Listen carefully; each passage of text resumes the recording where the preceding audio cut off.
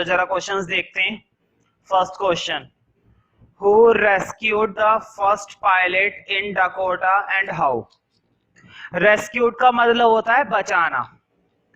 कौन बचाता है पहले पायलट को जो डकोटा में है। बताओ डकोटा कौन चला रहा था। डकोटा इस कहानी का लेखक चला रहा था, जो अपने परिवार के पास जा रहा है, जो कि इंग्लैंड में रहता है मिलने के लिए। ठीक है, तो वो किस में फंस जाता है, तूफान में। ठीक है, और उसको कौन बचाता है और कैसे बचाता है। तो मुझे बताओ, जब वो तूफान में लेखक फंस जाता है तो वो डर रहा है क्योंकि उसका कंपास खराब हो गया है, रेडियो खराब हो गया है, धीरे धीरे उसका जो फ्यूल है एरोप्लेन को चलाने के लिए, उड़ाने के लिए जो फ्यूल है वो भी खत्म होता जा रहा है। तो अब ये डर रहा है कि अगर मैं तूफान में ऐसे ही फंसा रहा तो मैं जीवित नहीं बचूंगा। तो इसको बचाने के लिए अचानक से सामने से कौन निकल कर आता है, एक ब्लैक एरोप्लेन, एक काले रंग का aeroplane.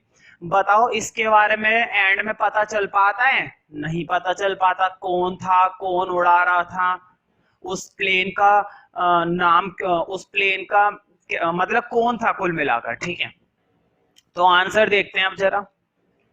When the Dakota aeroplane was lost in the storm, storm का मतलब होता है तूफान और lost का मतलब होता है खो जाना।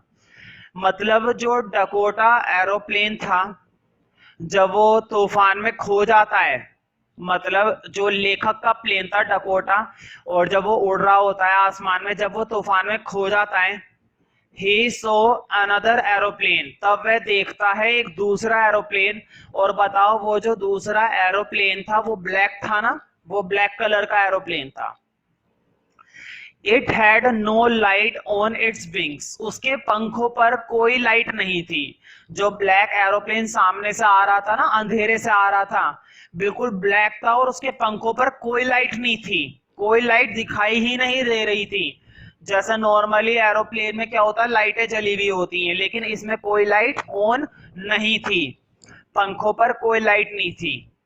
But the pilot of the Dakota could seen the pilot face, लेकिन जो व्यक्ति उस काले एरोप्लेन को चला रहा था ना, मतलब उड़ा रहा था, उसके पायलट का चेहरा लेखक को दिखाई दे जाता है। ये कमाल की बात है, इस पर तुम बहस नहीं कर सकते कि भैया रात के अंधेरे में ब्लैक एरोप्लेन कैसे दिखाई दिया, और उस ब्लैक एरोप्लेन में जबकि कोई रोशनी थी फिर भी पायलट का चेहरा कैसे दिखाई दिया। अब कहानी के टेक्स्ट में ऐसा लिखा हुआ है तो मैं यही बताऊंगा, कुछ और तो बता नहीं सकता अपनी तरफ से। तो डकोटा को जो चला रहा था ना लेखक, उसने उसका चेहरा तो जरूर देख लिया था।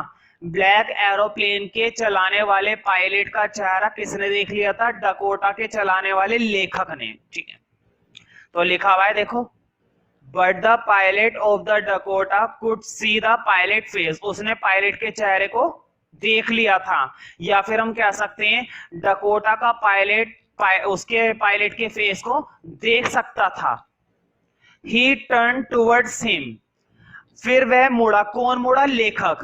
He turned towards him, वह उसकी तरफ मुड़ा। The writer was happy to see another person, होता है ना कई बार भाई तूफान में अगर हम आगे आगे अकेले अकेले भाग रहे होते हैं तो ज्यादा डर लगता है, लेकिन जब एक से भले दो आ जाते हैं तो हौसला बढ़ जाता है। और वही बात इसके साथ भी हुई भाई। जो लेखक है हमारा, जो डकोटा में बैठा हुआ है, वो डर रहा है। अब वो खुश हो गया है कि चलो मेरे साथ एक और आ गया है मरने के लिए, लेकिन वो मरने के लिए नहीं आया है, वो इसे बचाने के लिए आया है। ठीक है, तो लेखक खुश हो गया था दूसरे पर्सन को देखकर। लिखा हुआ है देखो, the writer was happy to see another person, he followed at his advice, और वो उसका पीछा करता रहा उसकी सलाह पर। मतलब जैसे ऐसे ब्लैक एरोप्लेन उसको निर्देश दे रहा था ना कि ऐसे आओ मेरे पीछे पीछे, बिल्कुल एक अच्छे बच्चे की तरह ये उसकी सारी बातों को मानता रहा। कौन मानता रहा, डकोटा। डकोटा मतलब लेखक। ठीक है, और किसकी बात मानता रहा, ब्लैक एरोप्लेन की।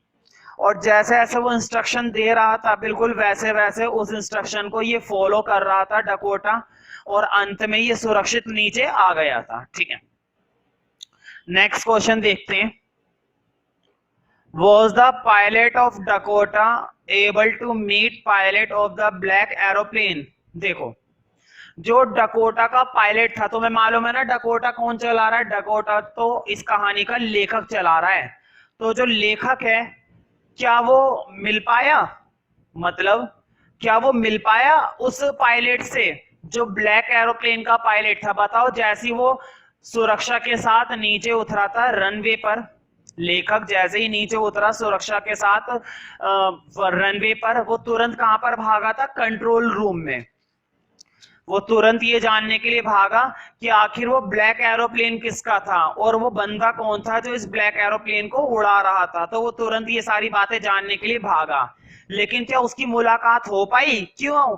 कहां से होती? ना तो कोई ब्लैक एरोप्लेन था और ना ही उसको कोई व्यक्ति उड़ा रहा था। शायद इस चैप्टर में कुछ नहीं बताया, शायद मैं अपनी तरफ से बता रहा हूं, शायद ये उसके मन का वहम होता। क्या है बताऊं? एक बात बताता हूं, कई बार क्या होता है, जब हम किसी मुश्किल में पड़ जाते हैं या ऐसी स्थिति में पड़ जाते हैं जहां पर हम फैसला नहीं कर पाते हैं, डरते हैं, किसी भी चीज से डरते हैं, ठीक है, तो कई बार मन ही मन में ऐसी प्रकृति बन जाती है, ऐसी परछाई बन जाती है, ऐसा लगता है कि कोई हमें सहारा दे रहा है, कोई हमारी मदद कर रहा है, ऐसा मैं कह रहा हूं, ठीक है, प्रैक्टिकली।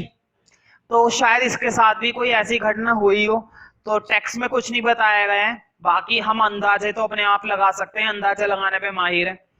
तो अब जरा आंसर देखते हैं कि क्या वो मिल पाया। तो पहले तो मुझे बताओ यस और नो। नो ना, कहाँ मिल पाया था? वो उस ब्लैक एरोप्लेन के पायलट से नहीं मिल पाया था।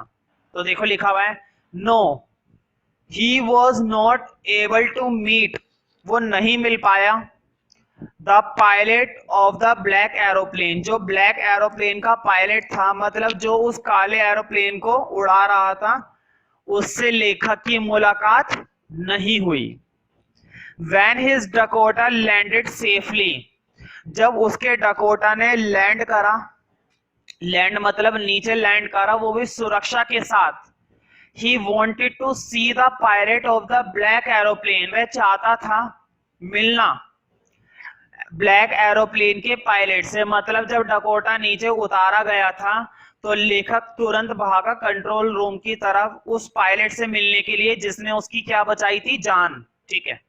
एंड थैंक हिम, और वो उसका धन्यवाद करना चाहता था, फॉर हिज ग्रेट हेल्प, उसकी इतनी बड़ी मदद के लिए। ग्रेट का मतलब महान होता है, लेकिन यहाँ पर महान वर्ड नहीं आएगा, यहाँ पर आएगा ग्रेट के लिए बड़ी। उसने कितनी बड़ी मदद करी थी उसके लिए, है ना, कि उसकी जान बचा ली। भाई किसी भी इंसान के लिए उसकी जान बचाना बहुत बड़ी बात होती है, मेरे हिसाब से तो वही बहुत बड़ी बात होती है। But neither the black aeroplane NOR it's pilot were seen anywhere, तो तुम जानते ही हो, ना तो लेखक की मुलाकात उस ना तो लेखक को वो ब्लैक एरोप्लेन दिखाई दिया कहीं भी, और ना ही उसको उड़ाने वाला पायलट दिखाई दिया। और तो और वो कंट्रोल रूम में मालूम करने भी गया ना, तो भी उसको ये बोल दिया गया कि हमारी तरफ से तो कोई ब्लैक एरोप्लेन नहीं था, कोई पायलट नहीं था जिसकी हम जानकारी आपको दे, ठीक है, आपको शायद कोई गलतफहमी हो गई है। तो अब इसके पैरों तले जमीन खिसक गई, भोचक्का हो गया बिल्कुल।